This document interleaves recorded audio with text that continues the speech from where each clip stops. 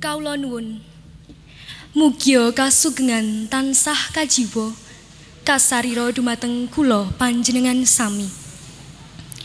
Dumateng panjenenganipun para pepundhen sesepuh pinisepuh ingkang hanggung mastuti dumateng pepoyaning kautaman ingkang pantes pinundi. Para pangemban pangbating praja satriyaning nagari minangka pandam pantoming para kawula dasih ingkang sinuba ing pakurmatan.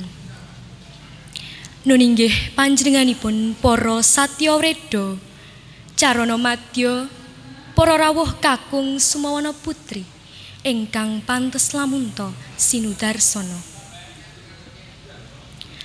Mradapa awit saking keparingipun Bapak Yuda Nuswantara Sakbrayat, kula ingkang kapitedan sinaraya hambuka wiwaraning suka pinangka jejering pambiwara ngaturaken urut reroncening tata upacara pawiwahan ing kalenggahan menika. Ananging saderengipun ngaturaken urut reroncening tata upacara, sumangga kula dherekaken manungku puja hastawa puji hastuti dumateng Gusti ingkang akarya jagat.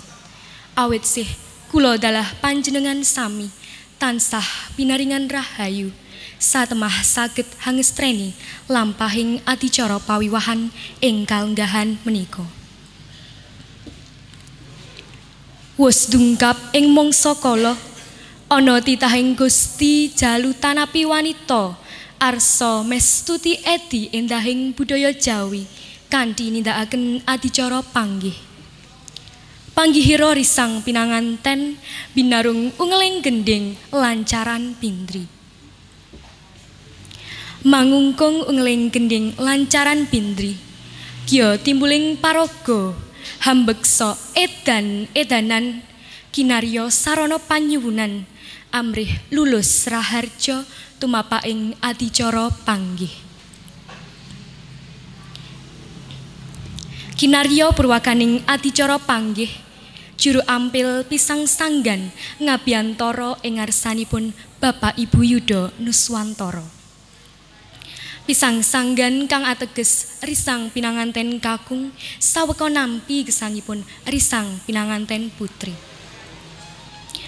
Paripurna ngaturaken pisang sanggan juru ampil kembar mayang marpeki sang abagus risang pinanganten kakung.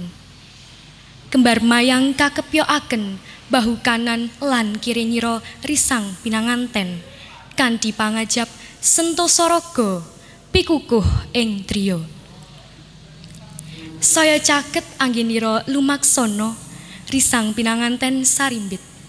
Satemah datan saronta risang pinanganten putri ambalang gantal. Amung sak kedheping netra risang pinanganten kakung bales ambalang gantal. Gantal nun inggih suruh matemurose ingkang minangka sarana ambuntel sarananing ganten tinangsulan ing lawe seta ngemu pralampita risang pinanganten sampun gambuhing penggalih temu ing raos tresna suci.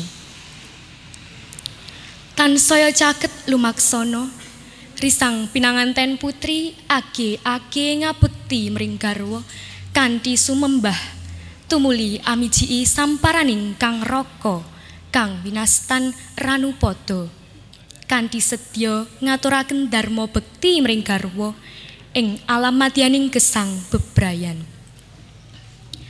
Paripurna wijian samparanira jinunjung lenggah risang pinanganten putri kebak ing raos asih lan tresna.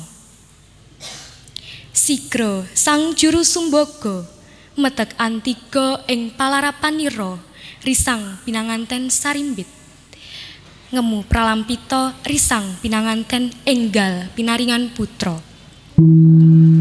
Nalika samono risang pinanganten wus jumeneng jajar satuhu sajajar derajating priya lan wanita. Gandeng renteng-renteng kekanten asta risang pinanganten sarimbit. Sampun lenggah ing sasana mulya risang pinanganten sampun lenggah ing sasana mulya.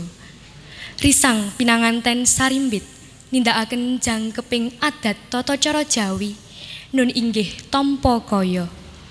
Risang pinanganten kakung paring tampa kaya mring risang pinanganten putri ngemu pralampita tanggel jawaping priya. Tumuli risang pinanganten nindakaken dahar walimahan. Risang pinanganten kakung angepel-epel sekul punar lajeng sukoseh mring risang pinanganten putri.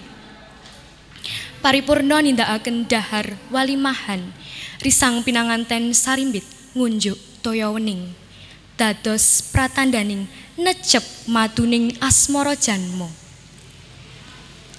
Tumuli risang pinanganten sarimbit nindakaken adicara sungkeman arsa anguswa nyuwun idin pangestu dumateng wong tuwa amrih ing tembe rahayu uripe risang pinanganten. Paripurna nindakaken adicara sungkeman kang ateges sampun paripurna adicara pawiwahan ing kalenggahan menika. Nun inggih para lenggah saha para rawuh sampun paripurna lampahing adicara pawiwahan ing kalenggahan menika.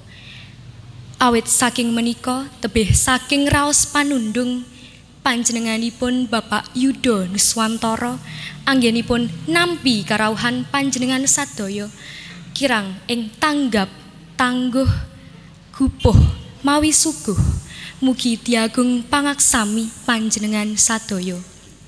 Saha kula minangka panata adicara ngaturaken agunging samudra pangaksami bilih wonten kathah lepat anggen kula ngaturaken tata upacara menika. Nuwun.